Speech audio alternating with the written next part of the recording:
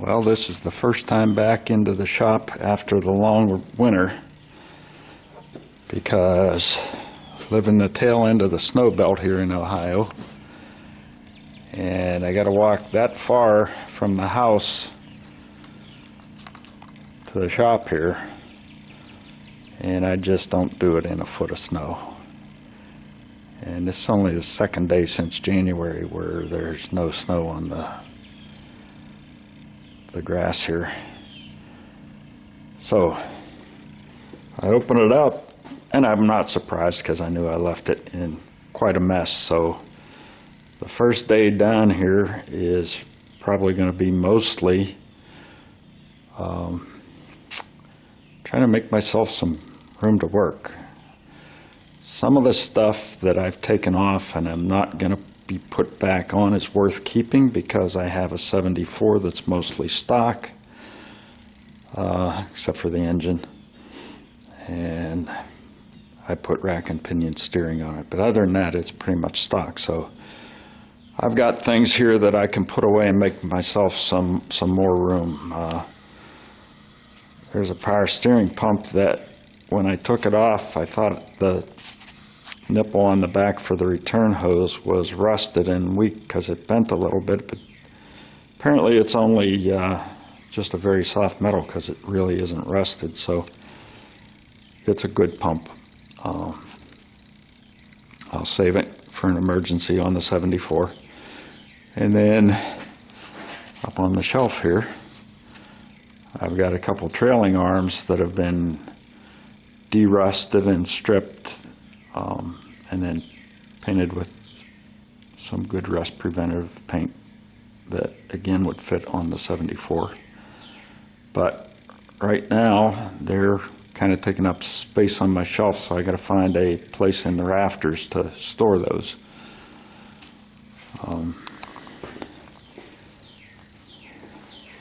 Just only reason I'm really making this video is because I wanted to show you a couple things that I acquired over the winter. If you've been following, you'll know that my grease gun broke. So I started investigating grease guns. This is a Milwaukee 18-volt M18 grease gun with a 4-foot hose. Now that really isn't too necessary for the Corvette, but I have a tractor over here with a lot of fittings that need to be greased regularly. So I figured that it was worth the investment because some of the grease fittings are high, some are low. It'll just be nice to be able to put the hose on and then at a convenient level be able to hit the trigger and pump the grease in. So that kind of triggered a purchasing spree and I should have done some of this before I started this project, but part of this kit here included this Milwaukee carrying bag, but it also included their 1/2-inch 1,400 foot-pound impact wrench. So some of the bolts or nuts that were tough to get off while I was taking this apart, that would have been helpful. But for now, because I'm not interested in taking a bunch of stuff off here, I'm leaving it up at the house. But like I said, it triggered some other purchases. I got the extended reach 3/8 inch 12-volt M12 as they call it.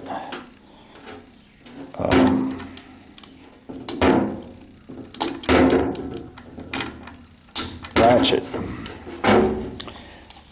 It has the traditional switch for tighten and loosen, just like any other hand ratchet would be, but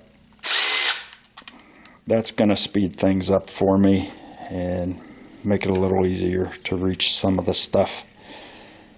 So hopefully that was a wise purchase. And while I was purchasing that, I reach into my bag of tricks here.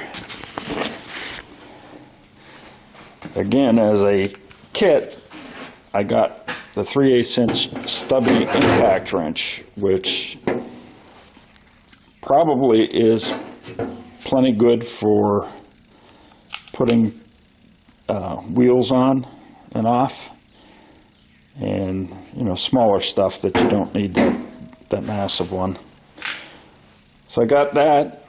I also got a hand vac to clean out my carpets in the interior of my vehicles, because I can do them with my shop vac up at the house, but I've got it mounted with a long hose, and I have to move cars around and everything just to get them in there, so it'll be handy.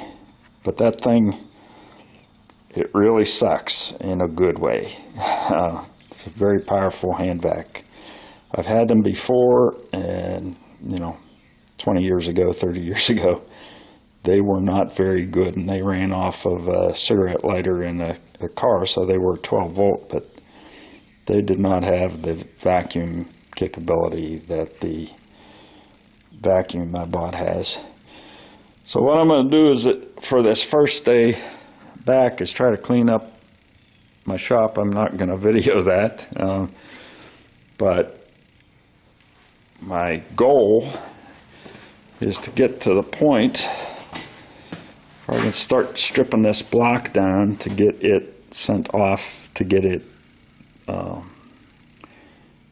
dipped and replace the freeze plugs, even though these look like they're in very good condition. I figure if I'm doing it, I might as well do it all right, because I can't tell what the inside of those looks like. And so I'll be stripping down the block, and I need places to put things like heads and crankshafts and timing chains and camshafts and all that good stuff that comes off the engine. So for today, I'm trying to just make myself some room.